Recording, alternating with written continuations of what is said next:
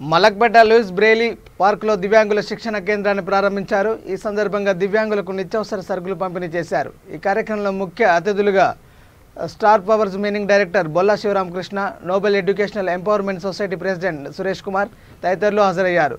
కనీస నిత్యావసరాలకు కూడా ఇబ్బంది పడుతున్న ఎందరో నిరుపేద దివ్యాంగులకు నోబెల్ సంస్థ వారి ఆధ్వర్యంలో నిత్యావసర సరుకులు పంపిణీ చేశారు. హ్యాండిక్యాప్ ఎవరైతే ఉన్నారో వాళ్ళందరినీ ఇక్కడ గ్యాదర్ చేసి వాళ్ళందరికీ డీమార్ట్లో సరుకులు తీసుకొని 10 kgs rice packet, sugar, salt, oil packets అన్నీ కూడా డిస్ట్రిబ్యూట్ చేస్తున్నాం. మొత్తం అంటే మీకు ఇది స్టార్ట్ చేసాం, రీసెంట్గానే స్టార్ట్ చేసాం. మొత్తం నోబెల్ ఫౌండేషన్ త్రూ మూవ్ చేయాలని ప్లాన్ చేసుకొని చేస్తున్నాం. ఇక నుంచి ఎన్నో కార్యక్రమాలు ఇట్లాంటి మన హైదరాబాద్లో చేద్దామని ప్లాన్ ఉంది.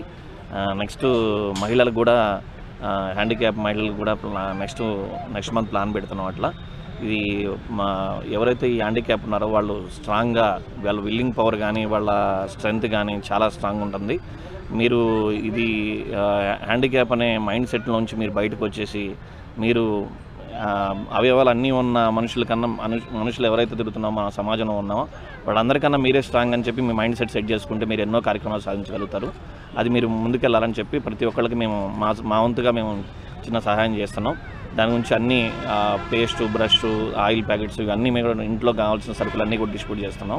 ఇది డీమార్ట్లో కూడా తీసుకొని మేము సరుకులు డిస్ట్రిబ్యూట్ చేస్తున్నాం. ఈ పంక్ అనే సంస్థ మాకు సపోర్టింగ్ నిలబడి ఇవన్నిటికీ పంక్ నుంచి మూవ్ చేస్తున్నాం.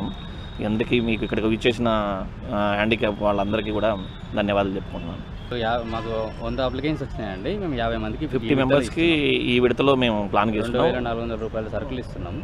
ఈ రోజు చేతిలో మన యాడ్ సీట్ చూస్తున్నాము. కోవిడ్ వచ్చిందంటే అందరు పరిపోతున్నారు, పక్కింటో నాకు రాలేదు కాబట్టి అని. అలా కాకుండా మా ముఖ్య ఉద్దేశం ఈరోజు ఏంటంటే, ఈరోజు చిన్న ఒక 50 మందితో మా జర్నీ స్టార్ట్ అయింది. ఆ జర్నీలో మీ అందరు ఇప్పుడు స్పెషల్గా మీ మీడియాకి ధన్యవాదాలు చెప్పే ఏంటంటే, ఈ మంచి ప్రోగ్రాన్ని మీరు కూడా ఇంకా ముందుకు తీసుకెళ్ళినప్పుడు వేరే వాళ్ళు ఇన్స్పైర్ అయ్యి అక్కడిక్కడ కావాల్సింది. కాబట్టి మా ముఖ్య ఉద్దేశం ఏంటంటే, ఈరోజు మేము ఈ జర్నీని ఇలాగే ముందు కంటిన్యూ చేస్తూ మీ అందరి సహకారంతో ముందుకు ఇంకా ఎన్నో చేయాలని మేము అనుకుంటున్నాము. సో కాబట్టి తప్పకుండా ఈ బాధితులకి ఇస్తున్నాం. అంటే కోవిడ్ సందర్భంగా ఉద్యోగాలు పోయినాయి కాబట్టి కోవిడ్ ఉద్యోగాలు లేక చాలామంది ఇబ్బందులు పడుతున్నారు.